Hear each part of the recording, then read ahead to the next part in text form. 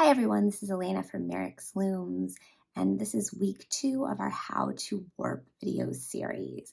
Today we're going to talk about continuous warping, which is the default way of warping a Merrick's loom. Continuous warping is the method where you have a warping bar on the back of your loom and you tie onto that warping bar and then wrap around your loom.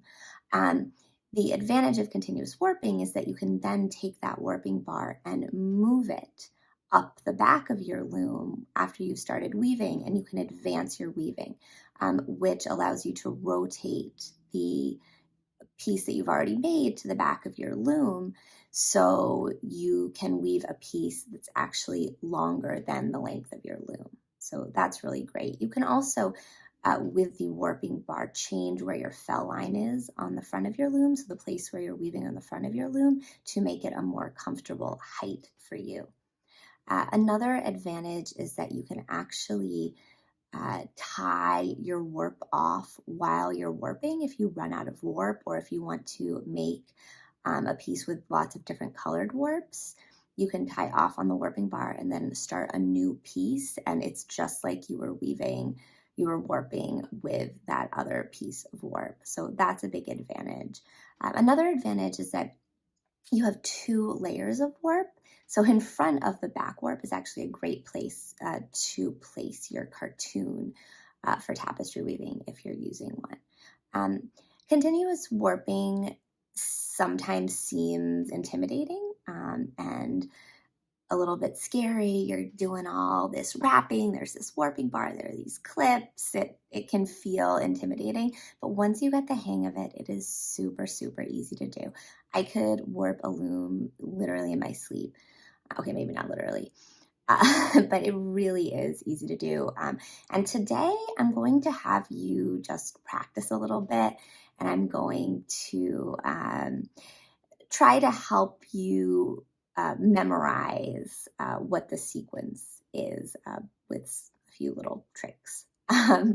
So let's get started. You're going to need a Merrick's loom with wooden clips and a warping bar and a thick thread. So it can be anything. It doesn't have to be warp. You might have a little piece of thinner rope or a really thick piece of weft yarn. Basically, I just want something that's going to be really easy for you to work with and really easy for you to see exactly what you're doing. And we're just going to practice. This isn't going to be anything we're going to weave on. It's just going to get you used to the concept of continuous warping. So let's get started. Okay, so here is my loom. Before you start warping, you want to choose which warp coil you want on the top of the loom. You want to choose how high you want to set your loom, and you want to decide how wide a piece that you want to make will be. One thing to keep in mind if you're planning on weaving a thin piece on a wider loom is that you might not want to warp your loom so the warp is in the middle of the loom. If you are, for example, weaving a 1-inch piece on a 16-inch wide loom, you would want to warp on one side.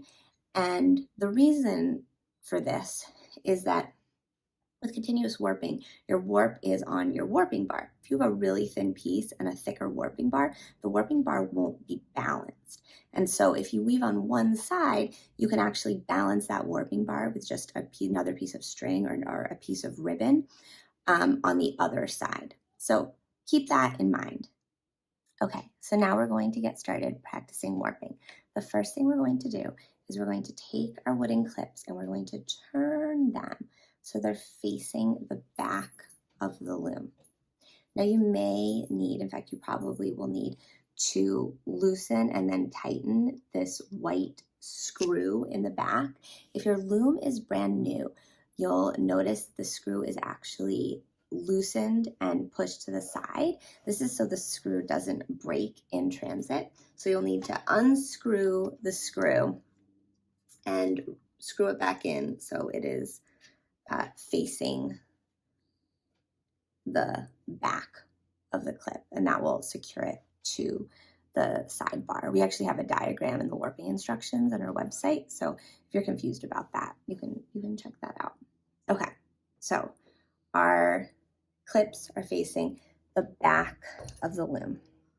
And then you can see here, I'm gonna move it again, but there's a little indentation in each wooden clip.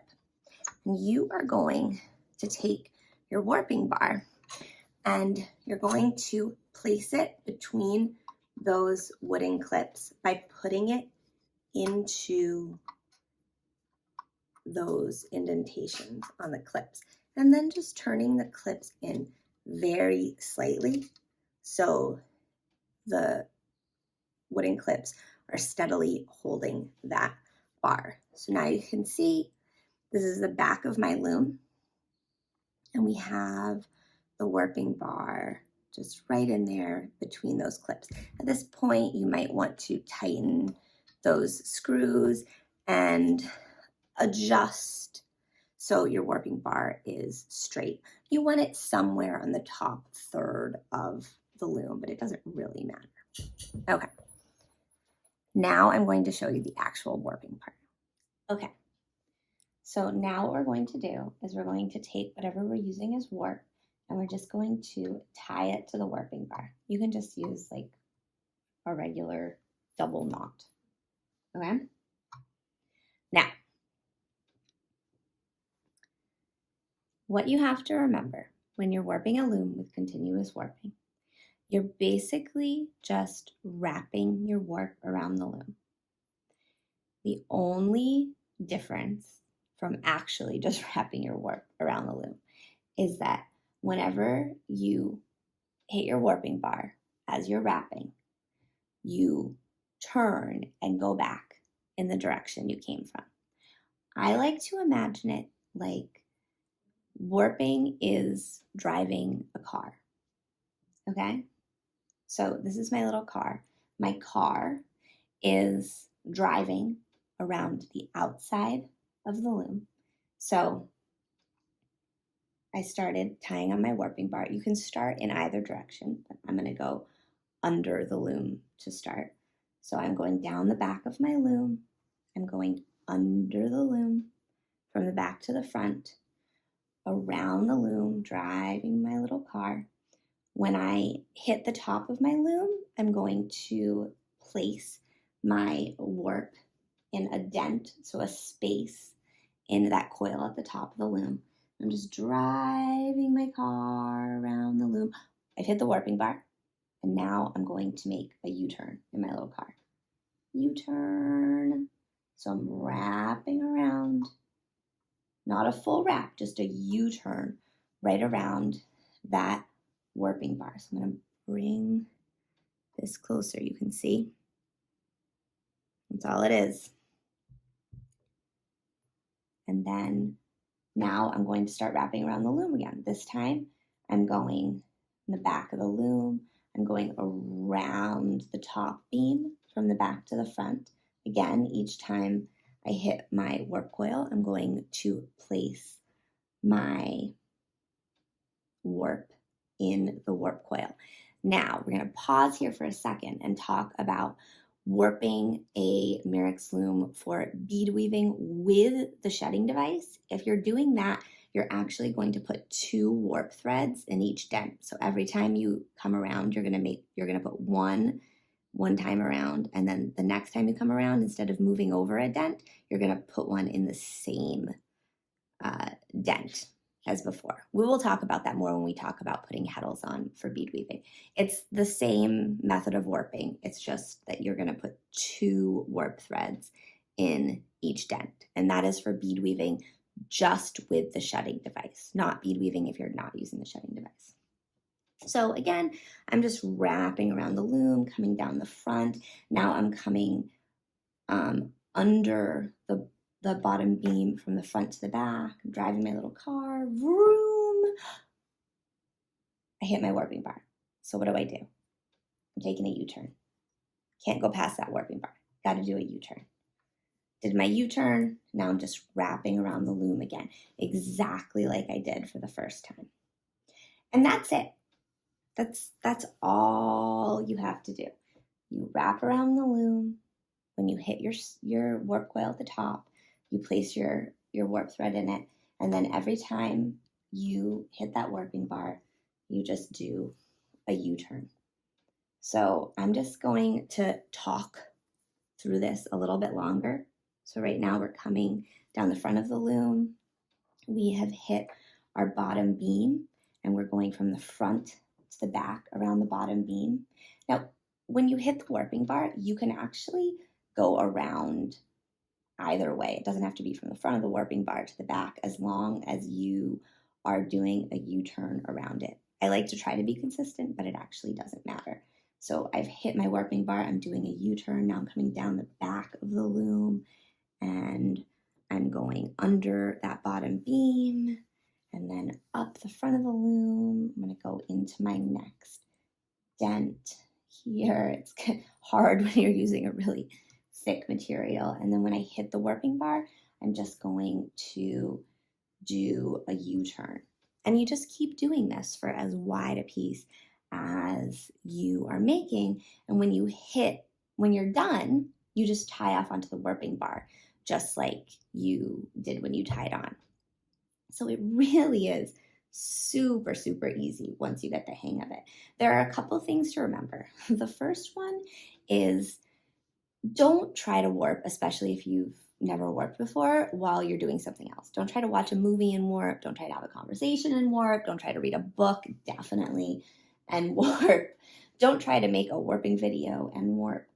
I have definitely, when making videos before, made mistakes because I'm concentrating on talking, not on warping. Periodically check to make sure that you can put your hand between the two layers of warp. It's easy if you're not paying attention to go, oh, oops, I'm wrapping around. I wrap around my warping bar right here, and actually go through the center so you're not wrapping around the loom. That's a big mistake. And you want to just check periodically, because if you're not paying attention, it's easy to do, even if you're an experienced warper.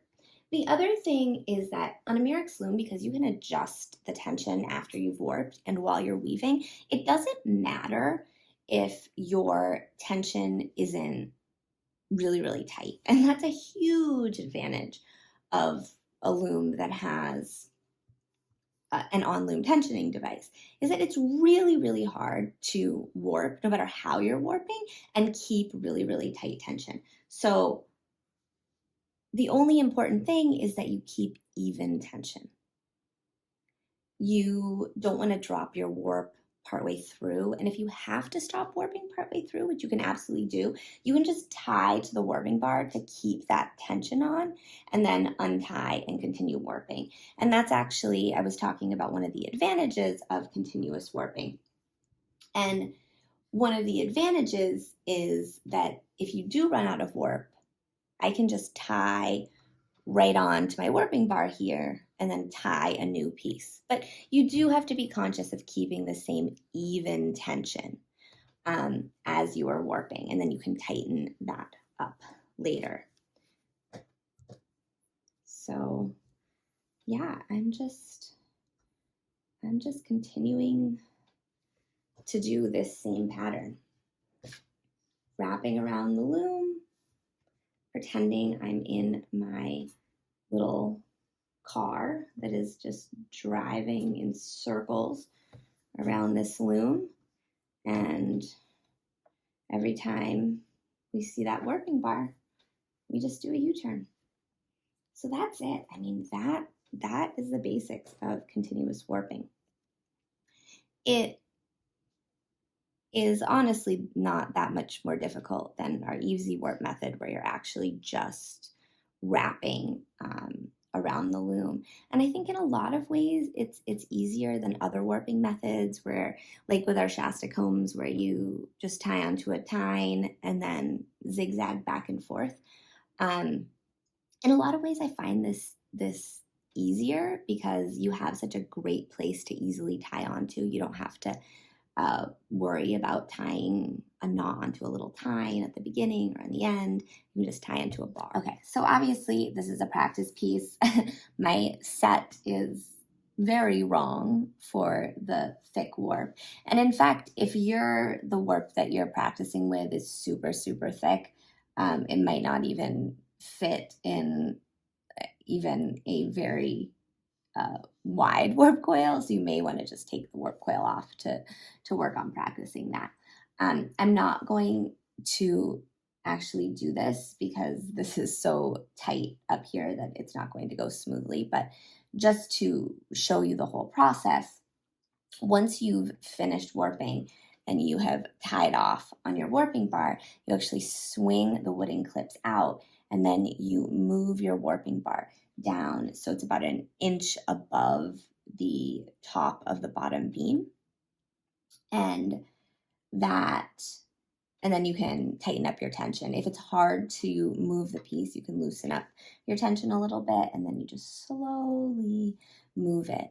You may want to actually put your spring bar in the spring over your warp to prevent it from popping out while you're doing that. All of these details are mentioned in our warping PDF and our warping videos. This video is just kind of a practice, a way to give you a little bit more confidence in the actual act of the continuous warping. So for more details, look at our warping videos, look at our warping PDFs. But the reason that we do that and we don't keep the warping bar up higher on the loom is because you want more room to be able to lift the bar to move your piece, advance your piece around the loom. So you want it as low as possible so you have more room to do that.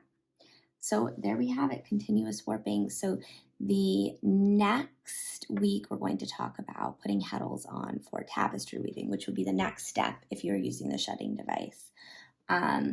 And then the next week, we're going to talk about putting heddles on for bead weaving, which is a little bit more complicated. And it's different because, as I mentioned earlier, you actually have 2 warp threads in each den. So thank you for watching. Have fun practicing. I hope you have a good time and really start to understand the process and can kind of memorize it by thinking about that car, driving around the loom, and doing a lot of U-turns. We'll see you next week.